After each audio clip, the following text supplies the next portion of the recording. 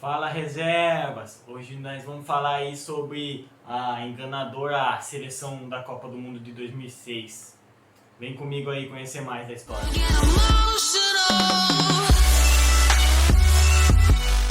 Bom pessoal, tem muito vídeo aí sobre essa seleção aí na internet. Qualquer momento que você pesquisar aí você vai achar um monte de vídeo sobre ela. Mas vem comigo que eu vou fazer o melhor vídeo falando dessa seleção da história da internet. Pode confiar. Vamos começar então. Vamos começar lá do começo. Quando o Felipão deixa a seleção, depois de ser campeão do mundo em 2002, a CBF vai buscar o Parreira, que tinha feito um ótimo trabalho no Corinthians, para ser o técnico da seleção. O Parreira já tinha conquistado a Copa do Mundo de 94, então a CBF decidiu apostar num treinador que já era experiente no quesito Copa. Então traz o Parreira. A seleção vai muito bem naquela eliminatória, não vai bem em números, não foi uma seleção que goleou todo mundo, que fez chover. Foi uma seleção regular, uma seleção que ganhou muitos jogos, 1-0, 2-0, 2-1, 3-1. Foi regular, ganhando jogos assim de 2 gols, 1 gol de diferença. O Brasil enfrenta o Chile nas eliminatórias e faz uma goleada de 5-0, uma das únicas goleadas daquela equipe naquela eliminatória. Um 5-0, e ali o Galvão Bueno na narração começa com uma história de quadrado mágico.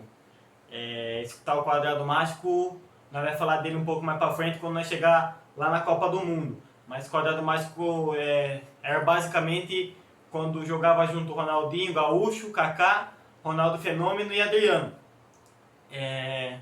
O Brasil se classifica para a Copa das Confederações e Copa do Mundo através da eliminatória. O Ronaldo Fenômeno se sagra o artilheiro das eliminatórias, fazendo 10 gols pela seleção brasileira.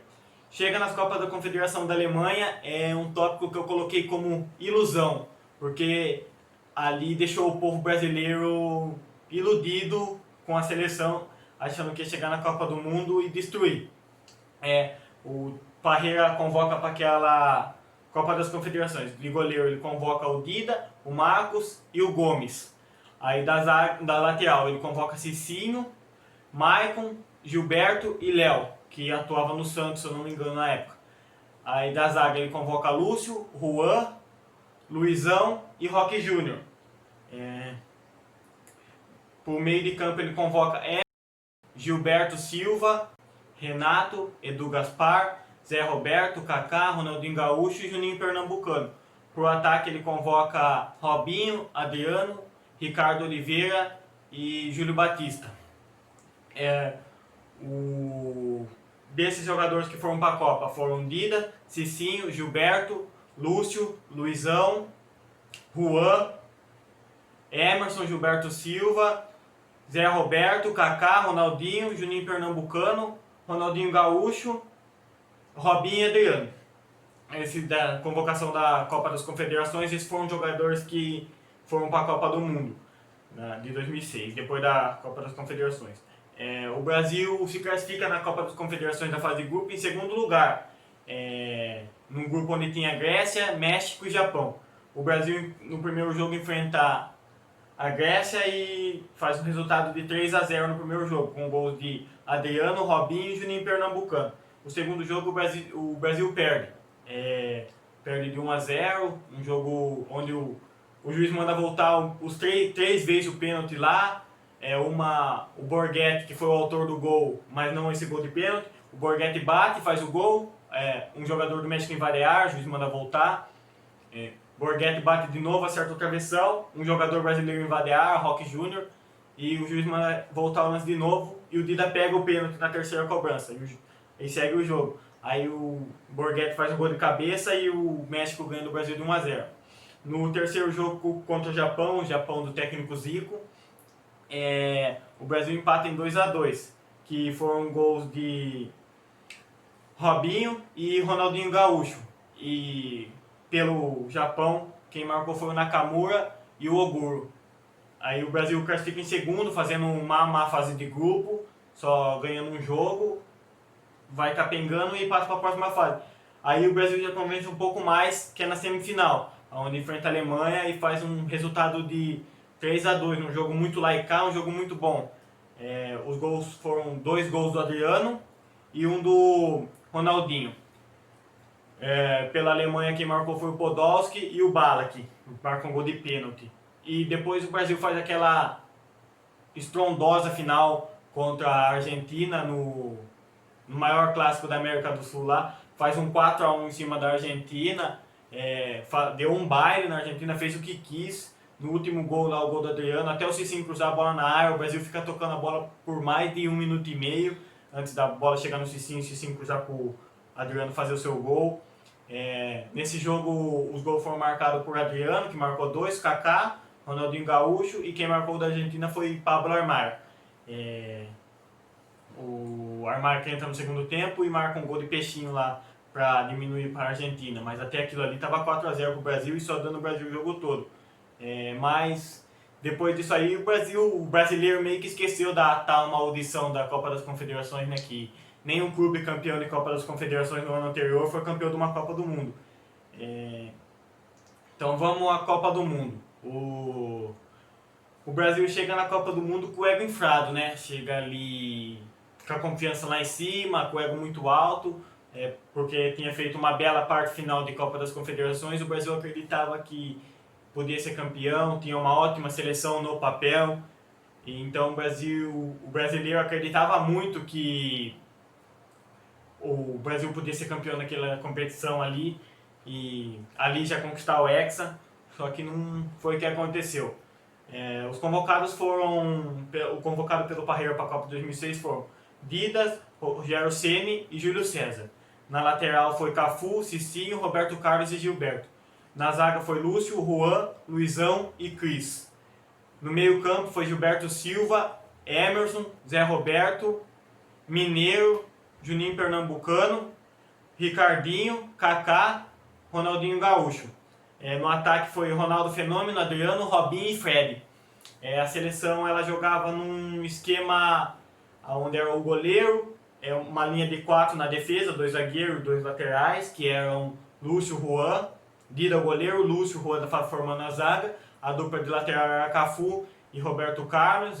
O Cafu muito questionado, todo mundo acreditava que o Cicinho deveria ser o lateral ali, por ter feito uma ótima Copa das Confederações e estar jogando em alto nível ainda em 2006. E o Cafu já ter passado da idade, já está com 36 anos, só que ele foi escolhido para ser o titular. Aí o Brasil jogava com 2 volantes, que eram Gilberto Silva e Emerson. Aí jogava um pouco mais à frente dos 2 volantes, ele posicionado 2 meia, Ronaldinho Gaúcho e Kaká. E na frente jogava com 2, Ronaldo Fenômeno e Adriano. Então era 3 linhas de 2 assim, depois da linha de defesa. Uma formação um pouco diferente que o Parreira optou por fazer ali. E tinha o tal quadrado mágico, que nós vamos voltar a falar. O tal quadrado mágico que era Kaká, Ronaldinho Gaúcho, Adriano e Ronaldo Fenômeno, era só no nome.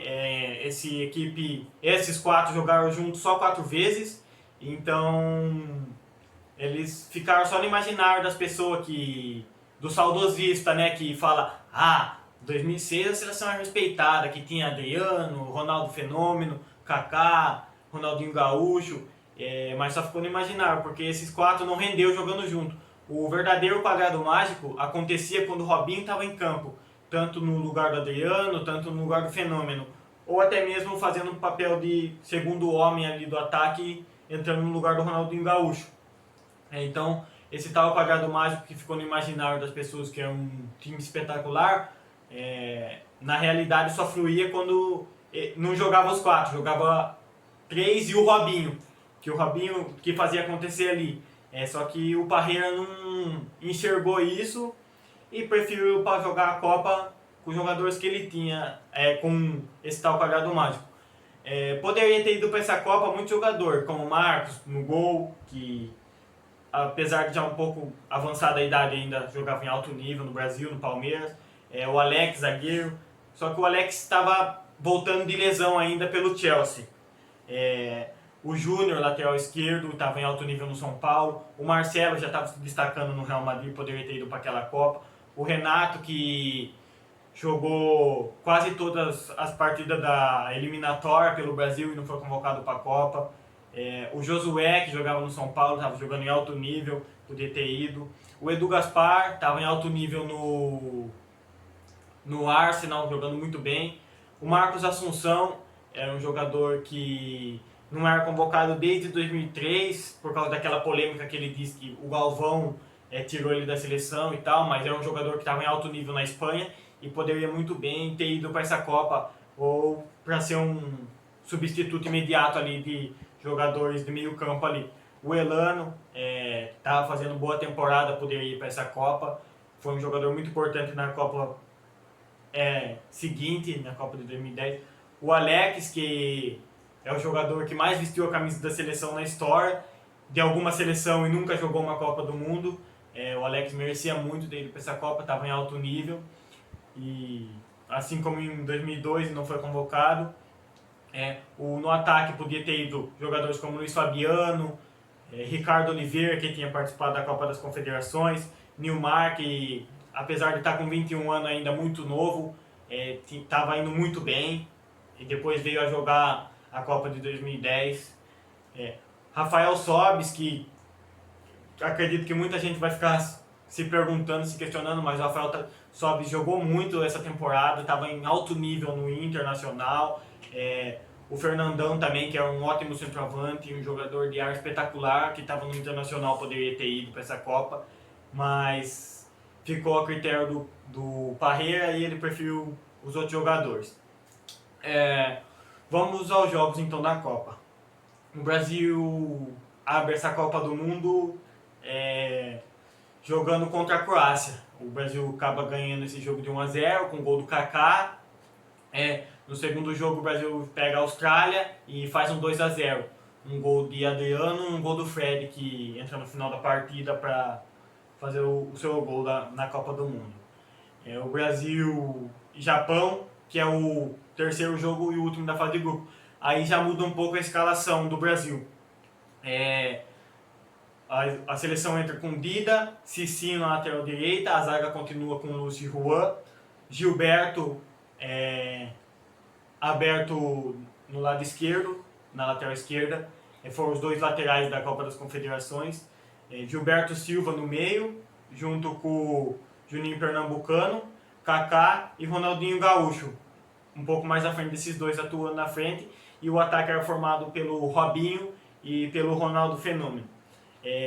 Ali depois daquele jogo todo mundo acreditava que se o Brasil fosse bem, o Robinho se sagraria o titular daquela seleção, porque já tinha feito 2 jogos anteriores muito bons.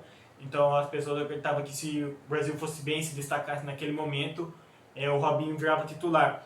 O Brasil acaba aplicando um 4-1 sensacional no Japão, com gol de Ronaldo Fenômeno, Juninho Pernambucano, Gilberto, e o Ronaldo Fenômeno marca mais um gol nessa vitória. Ronaldo 2 gols, Juninho Pernambucano 1, Gilberto Silva 1. Quem marca o gol do Japão é o Tomada. O Brasil se classifica para a fase de mata-mata da Copa do Mundo e já nas oitavas enfrenta a seleção de Gana. Muita gente achava que ia ser um jogo complicado pela forte seleção de Gana do momento ali e achava que o Brasil não ia ter vida fácil. O Brasil, num jogo onde Gana fica uma parte do jogo com um jogador a menos, um jogador expulso, o Brasil faz um 3-0 com gols de Ronaldo, Adriano e Zé Roberto. O Brasil classifica ali para aquele jogo que todo mundo lembra, que é o Brasil e França das quartas de final, onde todo mundo já estava muito confiante com o Brasil vinha de uma ótima fase de grupos, tinha aplicado um 3-0 numa forte seleção de Gana, e todo mundo acreditava que o Brasil tinha fortes chances de eliminar a França ali. Todo mundo já cogitava muito, Zidane já está passado do tempo, Zidane está muito velho, e isso e aquilo, e a escalação muda para aquele jogo. O Paer faz uma escalação que não tinha jogado junto ainda, não tinha sido preparado para aquele jogo, e isso foi um dos grandes fatores para o Brasil ter sido eliminado naquele jogo. A seleção entra com Dida no gol, Cafu, Lúcio, Juan e Roberto Carlos. Entra de volante, ele arma o o Gilberto Silva para fazer um meia-direita, para matar as descidas do Evra pela lateral. É um formato que o Gilberto Silva tinha jogado algumas vezes no Arsenal, mas que ele não tinha preferência, ele preferia ser um volante mesmo. Aí ele coloca Kaká e Juninho Pernambucano para marcar. Não eram jogadores de muita marcação, o Juninho Pernambucano até um pouco mais, mas que não estava pronto para jogar naquele formato. Então ele arma o Kaká e o Juninho Pernambucano para matar o Zidane ali no meio de campo. E ele coloca aberto o Zé Roberto do lado esquerdo, que fez essa função algumas vezes na carreira e fazia essa função lá na Alemanha, jogando pelos times que ele atuou na Alemanha. Só que ele não precisava fazer isso, aí ele coloca o Ronaldinho Gaúcho sendo um cara que vinha buscar um pouco mais da bola, jogando como segundo atacante ali, e colocou o Ronaldo Fenômeno centralizado.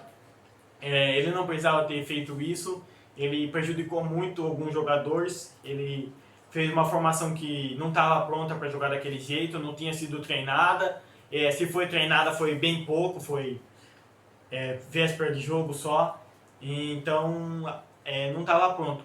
O Zidane faz aquele jogo espetacular, dá um baile, faz o que ele quer na seleção, dá chapéu ao Ronaldinho Gaúcho, ele destrói com o jogo, ele faz o que ele quer e dá aquele cruzamento pro Henry fazer o gol. Naquele lance que todo mundo julga o Roberto Carlos por ele estar arrumando o meião e não ter ido para marcar, mas o Roberto Carlos normalmente era aquele jogador que puxava a saída, porque ele sempre foi um jogador de estatura baixa, ele nunca foi um jogador alto, então normalmente ele não ia para tentar tirar de cabeça, não ia marcar o Henry, por exemplo, que era um jogador alto. Então eu não vejo culpa do Roberto Carlos naquele lance, como todo mundo julga ele e tal. Ele é aquele jogador que realmente era para estar ali, para puxar um contra-ataque, para puxar uma saída, que ele tinha, apesar de não ser um jogador tão ofensivo, ser muito bom defensivamente, ele é um jogador veloz. Então o Parreira prejudica muito a seleção nesse formato e o Brasil fica perdido. Se você assistir o jogo, você vê a seleção não se encontrava, demorou muito a se encontrar. O Ronaldinho Gaúcho até acaba perdendo um gol lá, um gol que poderia ser de empate para a seleção. O Ronaldinho Gaúcho acaba perdendo um gol. Só que Ronaldinho Gaúcho era o último melhor do mundo ali. O jogador que tinha ganhado o prêmio de melhor do mundo em 2005, e então a seleção tinha muita confiança nele por ele ter sido o último melhor do mundo. Só que não aconteceu. Acho que até hoje na história é a pior Copa do Mundo de um melhor jogador do mundo. O Ronaldinho não deu assistência, não fez nada na Copa, não fez gol, nada. E então a seleção acaba sendo eliminada nesse momento aí. Os melhores jogadores dessa Copa foram Lúcio, Juan, Cicinho saindo do banco e sendo importante para a seleção, Robinho quando saía do banco fazia diferença, o Zé Roberto foi um ótimo jogador nessa Copa, foi muito importante, fez acontecer naquele meio de campo. O Juninho Pernambucano quando entrava era importantíssimo. O Ronaldo Fenômeno, apesar de tudo, fez uma boa Copa, apesar de estar acima do peso, apesar de estar sendo criticado, fez uma boa Copa. Foi ali onde nessa Copa ele se tornou o maior artilheiro de Copa, depois veio a ser passado pelo Klose e no final do jogo o Brasil é eliminado pela França e o Roberto Carlos e o Ronaldo Fenômeno eram companheiros de campo do Zidane. Então eles ficam ali no meio de campo, conversando, dando risada com o Zidane, como se nada tivesse acontecido, como se fosse um jogo amistoso. E o Lúcio fica louco da vida com isso aí, sai xingando, sai citando as coisas, dando entrevista, falando dos caras, cobrando. E depois, mais pra frente, o Zé Roberto veio dar uma entrevista e falar que se o Brasil focasse naquela Copa, eles teriam sido campeão sim, porque ele tinha um ótimo elenco, é um elenco de muito nome, no papel você via que era a melhor seleção do mundo no momento. Só que os jogadores chegaram com o ego muito inflado lá, chegaram com confiança muito alta e isso atrapalhou demais. Os jogadores não focaram, muitos jogadores não gostavam de concentrar ali, só faziam farra e achavam que quando entrasse no campo ia fazer acontecer, e não foi isso que foi mostrado na Copa do Mundo. Acabou que o Brasil, que era especulado uma das melhores seleções, eliminado a uma Copa do Mundo sem nem chegar numa semifinal, sem nem bater numa final, disputar um terceiro lugar, nada.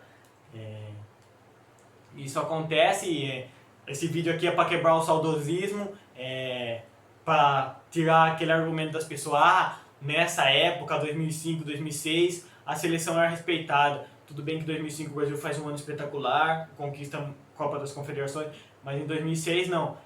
Só ficou no imaginário como uma ótima seleção, porque tinha ótimos nomes e jogadores que rendiam muito pelos seus clubes, só que jogaram só com nome, jogaram só uma ótima seleção no papel, porque no campo não fizeram acontecer. Mas é isso, pessoal, deixa o like, deixa no comentário se você quer que eu fale de alguma seleção brasileira de outro ano, de outra década, se você quer outras seleções, de que ano, deixa o comentário aí, ativa a notificação, inscreve no canal, compartilha para fortalecer. É isso aí, é nóis, obrigado por estar aqui no vídeo até agora. Tchau, obrigado!